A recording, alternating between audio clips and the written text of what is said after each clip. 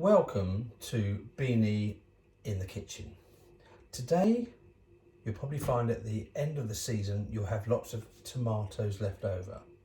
So today we're going to make tomato ketchup. Very simple, much better than the supermarkets. So this is what you're going to need for this. So you're going to need 6 pounds of tomatoes. You're going to need half a cup of apple vinegar. You're going to need 2 teaspoons of yellow mustard. You're going to need half a teaspoon of black pepper, 1 teaspoon of salt, 2 teaspoons of garlic, and 4 tablespoons of sugar, and then 1 teaspoon of Leon Perry's. Okay. For the first job is to chop all your tomatoes and put them into a big pan. So give me a couple of minutes and I'll be back. Okay, so all the tomatoes are now all chopped up. So you can add all the other ingredients. So that's your apple vinegar, your pepper, your salt, your garlic, your sugar, and your mustard.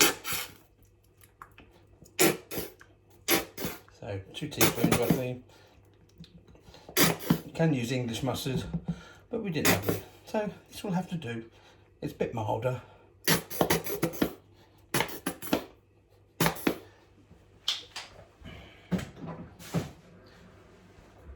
And your fantastic Worcester sauce, lovely on cheese. So put Worcester sauce in there.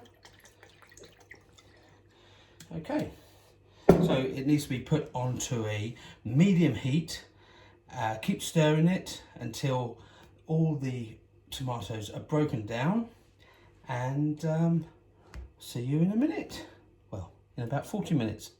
Okay, so now you can see the tomatoes are bubbling. Turn down the temperature and keep stirring and mushing at the same time. This will take about 30 minutes, so you don't have to wait over it. Just come back to it and just keep stirring.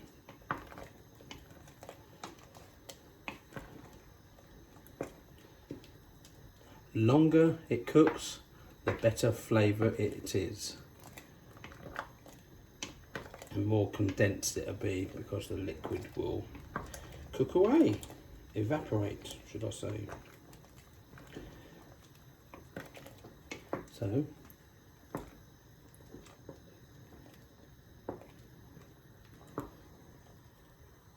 now, as you can see, it's all getting a bit mashed up now. So all it needs to be doing now is cooking out and reducing down to make it thicker and thicker, and hopefully some really fresh tomato ketchup without any preservatives, and much better for you than the supermarket ones. So I'll keep reducing this and I'll see you in a minute. So now you can see it's all mushed down to a nice blend. So you put it through the blender and then put it through the sieve to get rid of any seeds and bits of skin that are left, and then put it back on the stove for about 20 minutes simmering, and it will thicken up lovely. And then you put it into glass jars. It will last up to 3 weeks if you seal it, and that is it for the tomato ketchup. When this is cooled down, I will blend it and I will show you the next stages.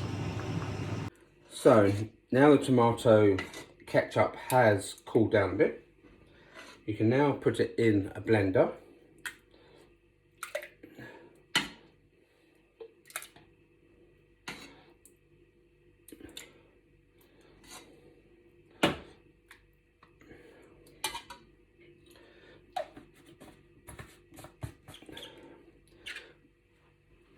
and give it a quick blast in the blender.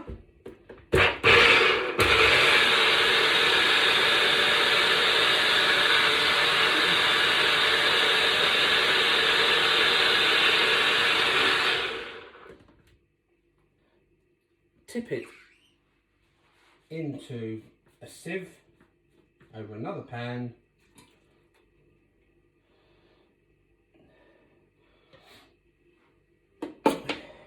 Using the back of a wooden spoon, can you see that? Just pass it through the sieve. Or chinois if you've got one.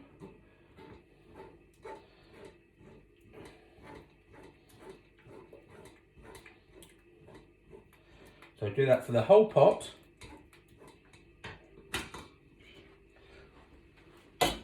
So it looks something like that. And then put back on a simmer and heat for another 20-30 minutes. It'll thicken up, and there's your tomato ketchup. And I will show you the finished when I'll finish liquidising it. Okay, the last bit going through. While I was doing this, I realised I found a new hack to get rid of it quicker than just using a wooden spoon. If you use the ladle and just swish it around, look how quick that goes down, look. And see, that's what happens after it's been liquidised. You're left with just the seeds. So we don't want that. And then put that back on the boil or simmer for about 30 minutes and it will thicken up, and then we put it back into jars. Okay, so after 40 minutes, it is now smooth and thicker. And the last job is to put them into jars. Remember to heat up the jars because well, they don't break. It's best to put it in glass because of the acid in the tomatoes. So that's all you need to do.